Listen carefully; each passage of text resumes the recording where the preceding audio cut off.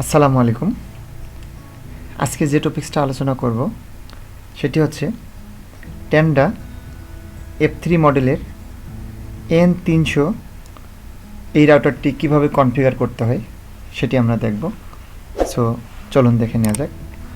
At first আমরা রাউটারটিকে পাওয়ার দিয়ে on করি অ্যান্ড রাউটারের পিছনে দেখতে পাচ্ছি 4টি পোর্ট দেওয়া আছে এবং একটি পোর্টকে আলাদা কালার করে দেওয়া আছে যে এটি হচ্ছে ওয়ান পোর্ট। আমরা যেহেতু ল্যান কানেকশনের মাধ্যমে কনফিগার করব সেজন্য আমরা যে কোনো একটি ল্যান পোর্টে আমাদের ইউটিপি কেবলটি ইম্পোর্ট করি অ্যান্ড আমাদের পিসিতে অপর প্রান্ত কানেক্ট করে নিই। এখন আমরা যে কাজটি করব সেটি হচ্ছে যে আমাদের রাউটারে লগ ইন হওয়ার জন্য এখানে দেখেন আমরা যখন আমাদের পিসিতে ল্যান কানেকশনটি ইম্পোর্ট করেছি অটোমেটিক হচ্ছে রাউটারে লগ ইন হয়ে গিয়েছে, কারণ F3 মডেলের রাউটারে এটি হচ্ছে একটি এক্সট্রা অ্যাডভান্টেজ। সো আমরা ম্যানুয়ালি দেখব যে কিভাবে কনফিগারটা করতে হয়। সো আমরা এটা কেটে দিলাম। এখন আমরা দেখব রাউটারে ঢোকার যে আমাদের লগ ইন আইপিটা অর্থাৎ গেটওয়ে আইপি সেটি আমরা দেখব। সো আমরা আমাদের ইন্টারফেস অপশনে ক্লিক করে নেটওয়ার্ক অ্যান্ড ইন্টারনেট সেটিংস এই অপশনে ক্লিক করি। এখান থেকে ethernet change adapter settings option, এখান থেকে নেটওয়ার্ক যে 4 অপশন অর্থাৎ ইথারনেট যে কার্ডটি আমরা এখানে দেখতে পাচ্ছি এখান থেকে ডাবল ক্লিক করলে আমাদের ডিটেলস অপশনে ক্লিক করলে এখানে দেখেন যে আইপি ভার্সন 4 ডিফল্ট গেটওয়ে অর্থাৎ আমাদের রাউটারে লগ ইন হওয়ার আইপিটা হচ্ছে এই আইপিটি। সো আমরা যে কোনো একটি ব্রাউজার এখন আমরা ওপেন করি। এখানে আমরা সার্চ অপশনে টাইপ করি ওই লগ ইন আইপিটা 192.168.0.1 অ্যান্ড ইন্টার। দেখতে পাচ্ছেন আমাদের সেম ওই পেজটি চলে আসছে। সো এখান থেকে আপনারা দেখেন প্রথমে ইন্টারনেট কানেকশন টাইপ অপশনটা চলে আসছে। আমরা এখান থেকে আমাদের যে নর্মাল যে কনফিগারটা অর্থাৎ আমাদের কানেকশন টাইপটা আমাদের ওয়াইফাই নাম এবং পাসওয়ার্ডটা আমরা এখান থেকে কনফিগার করতে পারবো। সো এখানে প্রথমে দেখতে পাচ্ছেন যে কানেকশন টাইপ, আপনি কানেকশন টাইপটা কোন টাইপ ইউজ করবেন সেই টাইপটি এখানে সিলেক্ট করবেন। নর্মালি স্ট্যাটিক এবং ডাইনামিক অর পিপিওই এই তিনটা টাইপে ইউজ করা হয়। সো আমরা ডাইনামিক অপশনটা দিলাম। এটা নির্ভর করা হচ্ছে আপনাদের আইএসপি কর্তৃক বরাদ্দকৃত নেটটা কোন ওয়েতে আসছে সেটি সিলেক্ট করে। সো আমরা ডাইনামিক দেওয়ার পর অটোমেটিক আমাদের অন্যান্য অপশনগুলো হাইড হয়ে গিয়েছে। অ্যান্ড ওয়াইফাই নেম হচ্ছে আপনার রাউটারটি কি নামে হবে সেই নামটি আপনারা এখানে অ্যাসাইন করলেন। অ্যান্ড 8 ক্যারেক্টারে আমরা যে কোনো একটা পাসওয়ার্ড আমরা এখানে অ্যাসাইন করি অ্যান্ড ওকে, এটা আমরা সেভ দিলাম। এখন দেখেন আমরা এই এসএসআইডি এবং পাসওয়ার্ডটা সেট আপ করার পরে আমাদের অ্যাডভান্টেজ অপশনগুলো চলে আসছে।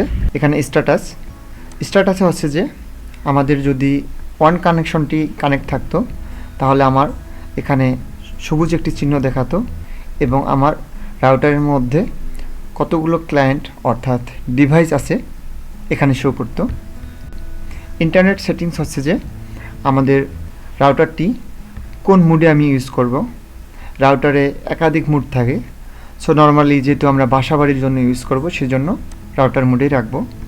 অ্যান্ড ইন্টারনেট কানেকশন যেটি আমরা প্রথমে দেখেছিলাম যে আমাদের কানেকশনটি আইএসপি কর্তৃক কিভাবে বরাদ্দ আছে। সো এখানে দেখতে পাচ্ছি অনেকগুলো অপশন। সো এখান থেকে আমি ডাইনামিক অপশন দিলাম।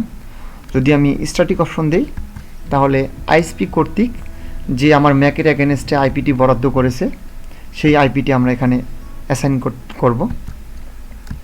অ্যান্ড আইপি অ্যাড্রেসটা এখানে শো করবে আমাদের। তার নিচে হচ্ছে ওয়্যারলেস সেটিংস। এখানে হচ্ছে যে আমাদের রাউটারের নাম, পাসওয়ার্ড, এই অপশনগুলো আমরা এখানে দেখতে পাচ্ছি। সো আমরা এইটা নামটা চেঞ্জ করে দিলাম ফাহিম। পাসওয়ার্ডটি আমরা দিয়েছিলাম 1 থেকে 8, এটি দিলাম এখন 1 থেকে 9। এখানে দেখতে পাচ্ছেন একটি অপশন হাইড ওয়াইফাই। এই হাইড ওয়াইফাই অপশনে যদি আমি টিকমার্ক করে দেই তাহলে আমাদের রাউটারের নামটি শো করবে না, তখন আমাকে অ্যাড নেটওয়ার্ক করে আমাকে রাউটারটি অ্যাক্সেস করতে হবে। এখানে আর আমাদের তেমন কাজ নেই, এখান থেকে ওকে করি অ্যান্ড ওকে। নেক্সট অপশন হচ্ছে ইউজার ম্যানেজমেন্ট। ইউজার ম্যানেজমেন্টে হচ্ছে যে আমার কোন ডিভাইসগুলো কানেক্টেড আছে, অনলাইন ডিভাইস এখানে শো করবে।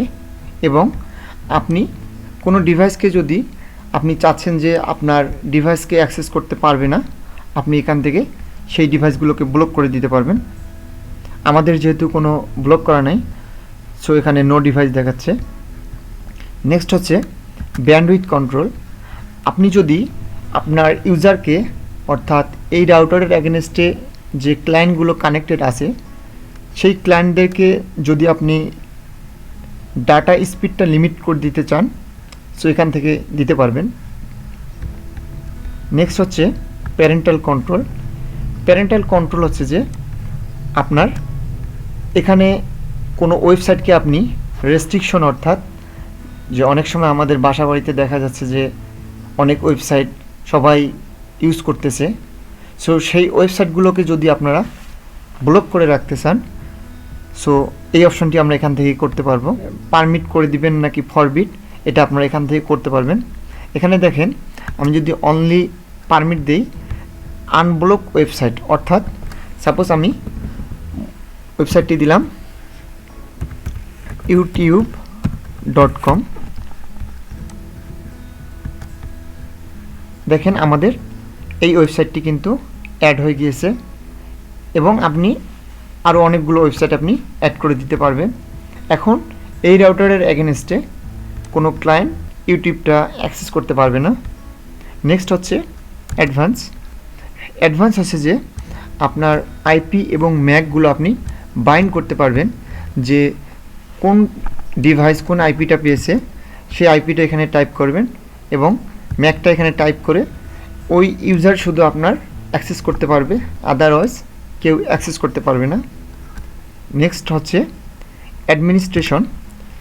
অ্যাডমিনিস্ট্রেশন হচ্ছে যে এখানে দেখেন আমার লগইন যে পাসওয়ার্ডটি আমরা দিয়েছিলাম সেই পাসওয়ার্ডটি আমরা এখান থেকে চেঞ্জ করতে পারবো। এখান থেকে আমরা আরেকটি অপশন দেখব, সেটি হচ্ছে রিমোট ওয়েব বেসড ম্যানেজমেন্ট। এখানে হচ্ছে যে আমি এই অপশনটিকে যদি এনাবল করে দিই তাহলে এই নেটওয়ার্ক থেকে যে কোনো ডিভাইস থেকে আমার এই আইপিটাকে সার্চ করলে আমার এই ডিভাইসটাকে অ্যাক্সেস করতে পারবে।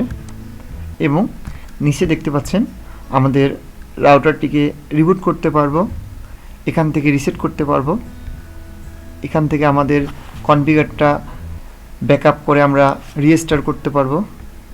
অ্যান্ড আপগ্রেডের জন্য দেখতে পাচ্ছেন আমাদের এই অপশনে ক্লিক করে আপগ্রেড অপশনটি আমরা আপগ্রেড করতে পারবো আমাদের ফার্মওয়্যার ভার্সনটি। এই হচ্ছে আমাদের কনফিগার, আমরা ওকে দিলাম। এখন দেখেন আমরা দিয়েছিলাম কি ফাহিম, দেখতে পাচ্ছেন আমাদের নামটি শো করতেছে।